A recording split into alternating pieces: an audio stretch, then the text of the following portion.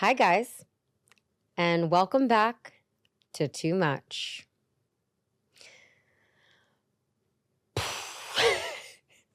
It has been quite a week.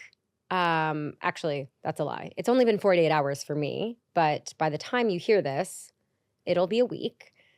So I can't even imagine what's probably transpired between now and Tuesday. So this may be like a really naive intro. Maybe I think all is well in the world and maybe it all blows up in a couple days. But for now, I'm feeling for the first time in 3 months really good. I had this whole other episode planned that I already recorded because I thought maybe it would be wise to have it be unaffected by what went on and just have it be like business as usual. Last week's episode was just another episode. But then I realized after it's had the impact that it has that so many of you are now new here. And I wanted to, A, take a minute to address my last 48 hours and B, reintroduce myself. And not in a way where it's going to be repetitive for anyone, but I just want to let you know why you're here and how I'm going to make it worth your while. So let's start from this week. Right off the bat, I want to express my deepest gratitude to every single one of you. People who have followed me since Unhinged, people who started following me from Too Much, and the people who are here and this is your first day of school. I was so incredibly nervous to post that video. I walked into it with no expectations, honestly. I thought of every possible outcome, what would be the consequences to my actions, good or bad. I thought this could either go viral, blow up, maybe do some good for me, or it could go viral and be really, really bad for me.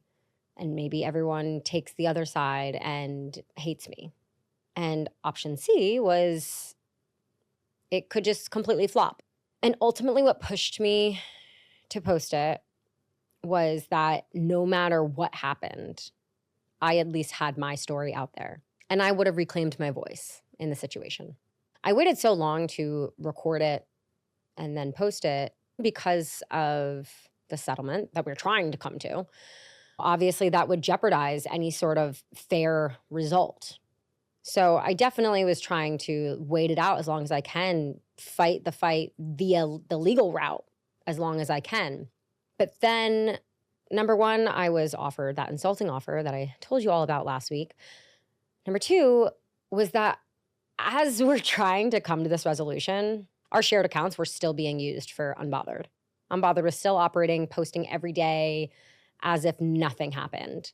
Yet neither of us had agreed on what to do with the account. So how is that fair? That drove me nuts every day to see anything. And then number three, when this all went down and when Unhinged was deleted and I posted in my stories the wrong done to me, everyone I spoke to, I said, I'm going to get this taken down. I'm going to fight. I'm going to get it back. all those things.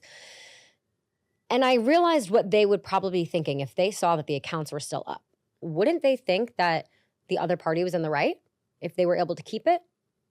Wouldn't they think in their mind, I guess Emma couldn't do it. Maybe she was lying because she hasn't been able to get it taken down.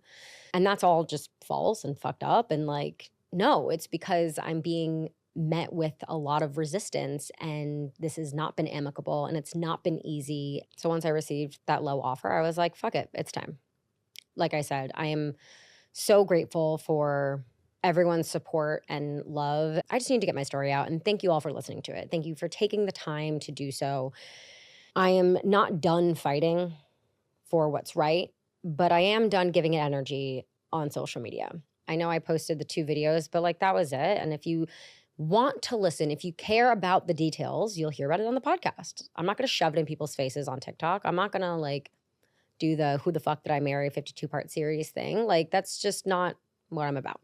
So thank you. I also do want to acknowledge all of you that followed Unhinged because I truly can't imagine what it would be like to follow a podcast, be a big fan, see these people who were preaching to be a good person, to do the right thing, preaching positivity. And then finding out that behind closed doors was a completely different side of things. That must have been really, really disappointing for a lot of you. So for that, I am sorry. I hope I can reclaim your trust here and prove to you that I am the person that you thought I was. I will be vulnerable, raw, and this podcast will hopefully bring nothing but positivity to your life. So today, I want to really go down the rabbit hole on what too much is, why I'm too much, how I have been perceived as too much my entire life, how I reframed it, rose above it, what I've learned from it, and who this person is that is sitting here giving you advice every week. So let's go down the rabbit hole.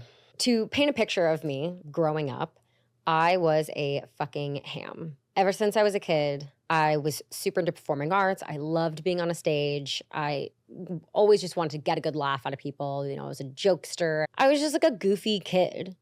And it came really naturally to me. I was the youngest of 3 girls. I am the youngest of 3 girls. I have 2 sisters.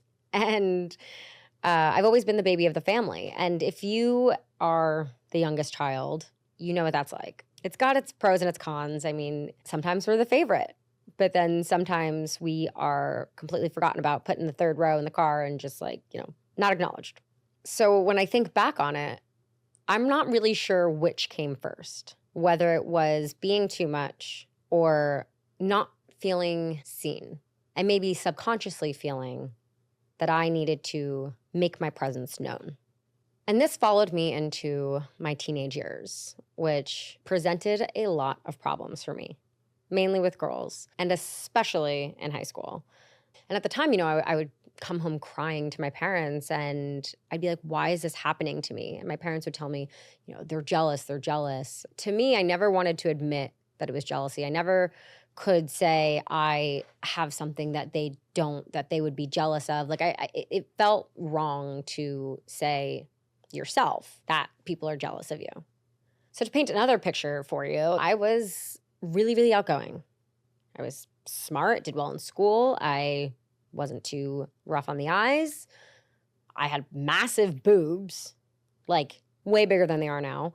And I was a big flirt. I also had a lot of guy friends. I'd go over and I would hang out with them, and it would be, video games, just like platonic hangs.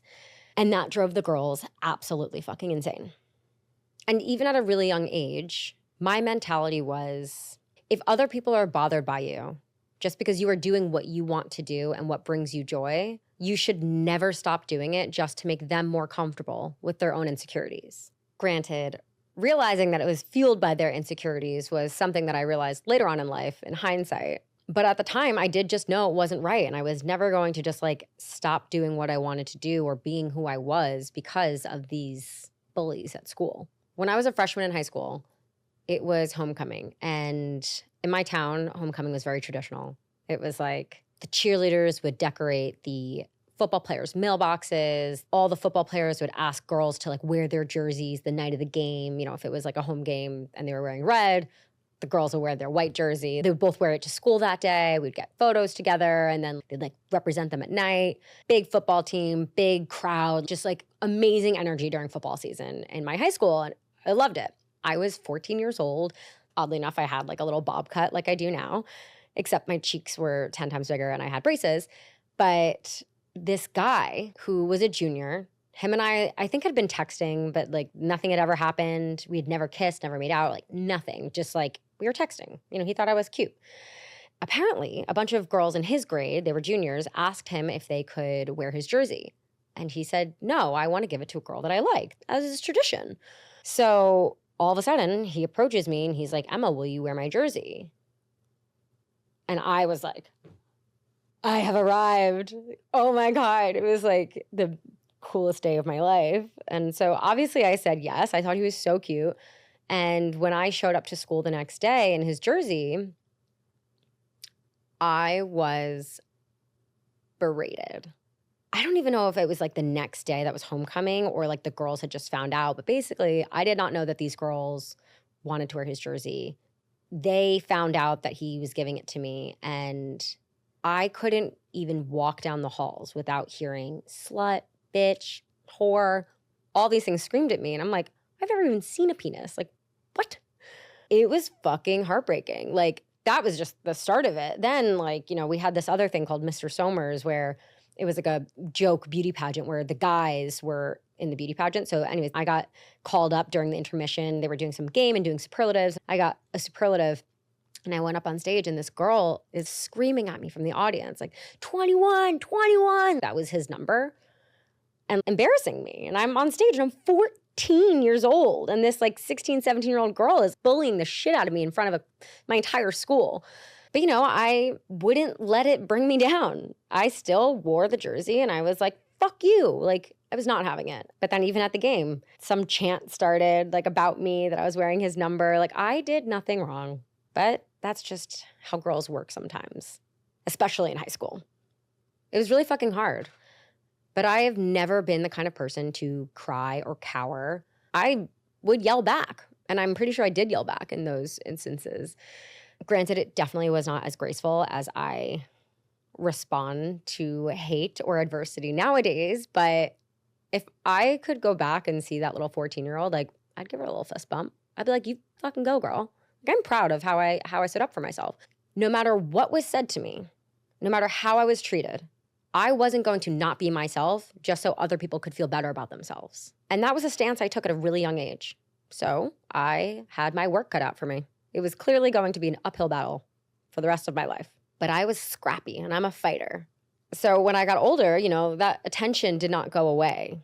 Me being loud, me being outgoing, that did not go away. But it started to come across in a different way. And the environments that I was in started to react a different way. Because, when you're young and you're seeking attention or you're being funny or you're being the ham, it's funny, it's cute, it's endearing, it's harmless. But when you're an adult and you do it, it's threatening to some. So I faced more challenges, whether it was friends, strangers, and then to throw another wrench into things, it became coworkers as I got older. And to give you an idea of what I was like as a coworker, I was fearless and relentless. When I was in corporate, if there was something that I wanted, whether it be a project or a role, I went after it. I didn't care if I had to march up to the CEO and be like, I want this position, or if I had to like put my neck out there in a meeting and be like, hey, why don't we do this? I just always believed in myself and wanted to add value to situations. So I was really just like never afraid. I don't know what ever gave me that sort of confidence to do so or what made me think that it was a good idea, but like I always did. That's just how I was. I never would step on someone to get there or screw someone out of something to get what I wanted. But if I wanted it and if I knew I could achieve it, I went for it, always. I've just never been a complacent person. And on top of this, I moved to LA when I was 22. So not only was I some relentless woman in the workplace, I was a New Yorker in LA. To me, those are strengths. To some others, it was viewed as threats, maybe as weaknesses or whatever. But to me, I knew it would get me to where I wanted to go. So I was not going to stop doing it. And I didn't. But the feeling of being a threat because you are yourself in the workplace is something that I would argue is even worse than out in the real world, because it's like, do I shrink myself and maybe not get what I am deserving of just so I can keep the peace in the office and make sure that my coworkers are comfortable with me around? Or do I be a fucking pit bull and go after what I want? I chose the pit bull route 9 times out of 10. And I don't mean to say what I'm about to say to shit on men, but it is really hard to explain the feeling of being too much to a man, because I don't think it's something that they've ever experienced, because that's just not how men are. They don't look at other men in a room and say, they're too much, they're threatening. They look at it as like, they're a lot, I need to be more. They've kind of like hijacked the brain wiring, in my opinion, to where they look at it maybe as motivation, or I need to alpha up, I need to puff my chest out. Whereas girls are like, I'm going to turn everyone against you, you're a threat. It's very different. It's very interesting. Because as women, we know the feeling. We walk into a room, walk into a bar, and immediately every other girl just looks you up and down, gives you that quick up down. It's like a fucking reflex. And we all do it. Like, I'm guilty of it too. I try my best not to do it, because how we feel when you walk into a room and you immediately sense someone's eyes on you, trying to make a snap judgment on who you are, what you're about, and if you're about to be a threat to them, it hits you to your core. And, we might puff our chest out and put our shoulders back and try to look unaffected, but 9 times out of 10 in our brain, we're like, oh my God, do I look okay? Is there something wrong with me? What is she looking at? Personally, more recently, I'm definitely like, what the fuck are you looking at in my head? But I don't say it out loud. It's funny, the other day, Mr. Right actually brought it up to me. He, I think, is the first guy I've ever been with that's ever noticed it, but we walked in somewhere and someone gave me the look. But, being a 31-year-old, it's like, I've been dealing with that my entire life. So I don't really pay attention to it anymore. But he was like, Jesus, did you see that girl? And I was like, what? And he was like, she just looked you up and down. And I was like, yeah, that's called being a woman and walking into a room of other women. And I know that also we've all had these issues. I'm not saying that I'm special or unique in this, but so often just being who you are can be threatening to someone else. And it has such an effect on us. We're like, well, maybe I can't be this way. Maybe I'm being too loud. Maybe I'm dressed too slutty, too conservative. Maybe I'm being too quiet. Maybe I'm being too sensitive. So many of us have the tendency to alter our personalities or how we're carrying ourselves just because we don't want that reaction. But that reaction is happening because those people are insecure. So effectively, if you adjust who you are and what you're doing because you don't want that reaction, you're shrinking yourself, so you're making them feel more comfortable with their insecurities. You're soothing their insecurities. That's what it all ties back to. So like I said, I've been a lot or been too much since I was a kid. It followed me into my teen years, into adulthood. And if you've either listened to past episodes or if you're new here, I'll just reiterate. In my 20s, I had so many friendships and relationships that ended. And after so many of those, you hopefully try to figure out what's going on. And I think it took me being with a lot of people, platonically and romantically, to recognize and see clearly who I am. Because I am the common denominator. Why am I not getting the results that I want? Whether that's a long-lasting friendship or the relationship. So what gives? And it's not so much that I realized flaws or something like that, but I just realized I am not digestible for everyone. So I started to look inward. I spent a lot of time alone and I tried to figure out what is it about me that makes people just so willing and able to walk away and abandon me. And honestly, I couldn't think of much.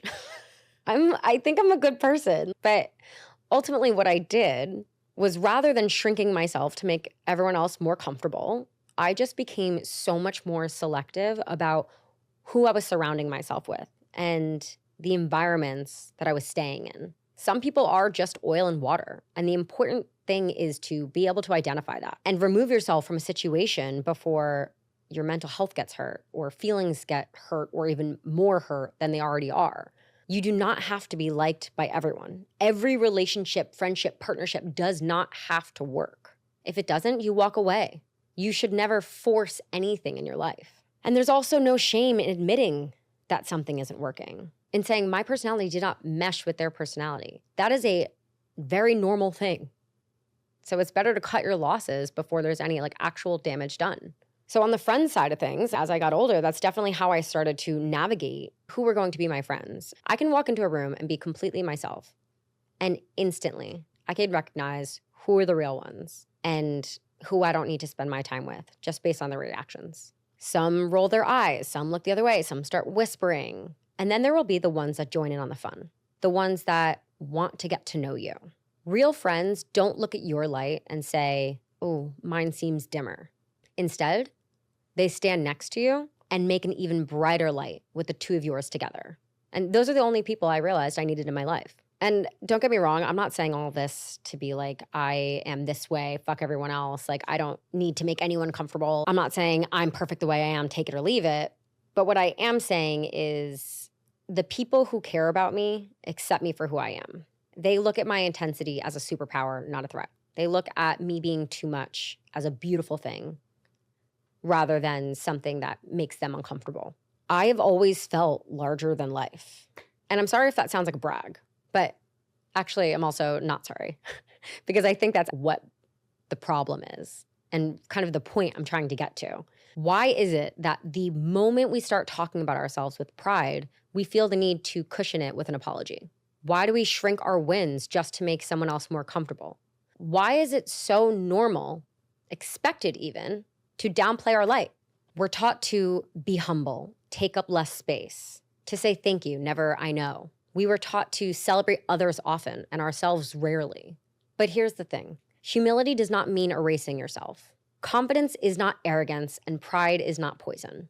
What if being proud of who you are, loudly and unapologetically, is the most generous thing that you can do for yourself and for others? What if someone out there needs to see a woman of force who's owning her power to make her feel like it is okay to own hers? That is why I decided that I am done apologizing for being too much, because I would rather be too much than be anything less than who I really am. Obviously, there's a line between grandiosity, being conceited, and being proud of yourself. But I think we need to normalize a little bit of self-praise, because if there is anything that I have learned throughout my entire life, it's that sometimes at the end of the day, you are the only one that's in your corner cheering you on. So like, what the fuck is so wrong with saying it loud and proud? I'm not saying be obnoxious and like only talk about yourself, only care about yourself. But I think it's about leaning into these things and realizing that just because someone thinks you're too much doesn't mean everyone will. You will be just right for another person. So if you are happy and you love yourself and you're proud of yourself, just keep doing what you're doing. If I had to pinpoint when I really started to make the switch of coming into my own and being a force rather than being a tornado, it was probably when I was around 28. And oddly enough, that is also when Unhinged started.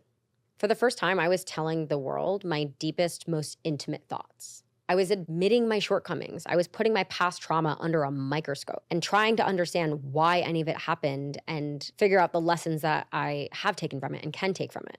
Before Unhinged, I didn't know what hyperindependence was, what narcissism was. I didn't know what my attachment styles were or the importance of love languages. I had never done a deep dive into my abandonment issues.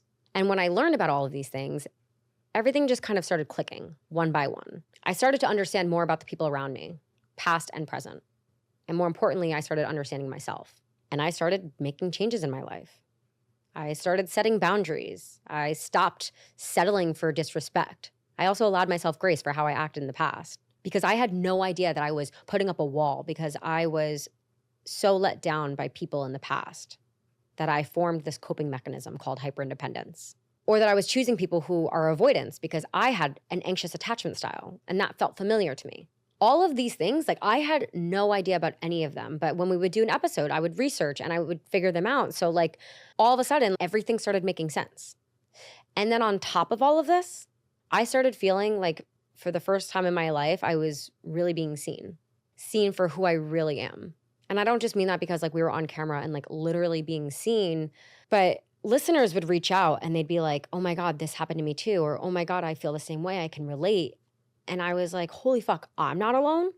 I was just telling these stories because, we would pick a topic, I would do some research, and then I would unhinge it. And I would talk about stories that would relate to the topic. And then I'd be like, oh, funny. Like I've been with so many narcissists. Now I know what that means. Now I know what to look for. It just all came together. All of these listeners were saying like, thank you so much for not making me feel alone. And I'm like, thank you for making me not feel alone. I thought I was just like speaking into the ether and it was my little one-way therapy, my external processing brain dump every week. But you guys have no idea how much you were helping me. And from there, it just fucking fueled me. I was just telling these stories and I had no idea how it was going to resonate with people. But it also just gave me this sense of security and comfort that suddenly I could be who I wanted to be and who I am. So I leaned into my individuality more than I ever have in my entire life. I leaned into my muchness on and off the screen. If you were a part of the Unhinged journey, I was literally going through like a metamorphosis in front of your eyes. And it happened pretty quickly. I would say like within 3 months, like I started to make a lot of changes in my life and just my outlook on dating and friendships and just who I was. And I think that's what subconsciously turned on my taxi light, because that is also when Mr. Right and I met. It was suddenly like, I was ready. I was at a place where I could accept love, accept someone into my life, and I could also show up for them and be the person that they need. And over the last 3 years, like, I don't even recognize that other girl. Prior to 28, like, I was a lot. I tried to give myself grace and not really like say it in a negative connotation because I was just figuring it out. I was figuring out my early 20s. But I was like a little chicken with my head cut off because I hadn't honed in on it. I hadn't realized how to take all of these big personality traits and turn them into something amazing and streamline them in a way that I could carry myself and be who I'm meant to be and want to be. I feel like you can even like see it in my Instagram feed. It's like a full timeline of like crazy Emma to internally crazy Emma. Like, I'm not saying I'm like, this born again person who is all of a sudden healed and whatever. Like, I still have my moments and I still catch myself having these little blips where the old me shines through and I'm not perfect, but I think at the very least I can say I know who the fuck I am. And I am really, really proud of her. But it took me a very long time to get here. And where is that? Too much. So that is kind of the recap of how I've been too much and how I shifted it and stopped looking at it as too much. And it is just right. And it is me. Obviously, you know the story of how too much started. And now you know why I'm too much. But now I'm going to tell you the story behind the podcast Too Much. So number one, with the name. Yes, I've always been this way, but I think the phrase really came into my life when I first started dating Mr. Right, which if you're new here, that's my boyfriend. We live together, been together for like almost 2 years now. Also, I met him because I knew his sister. So that's important for this story.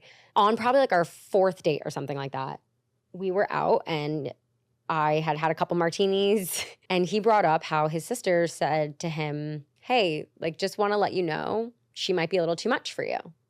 Because she knew me when I was 26, when, like I said, chicken with their head cut off.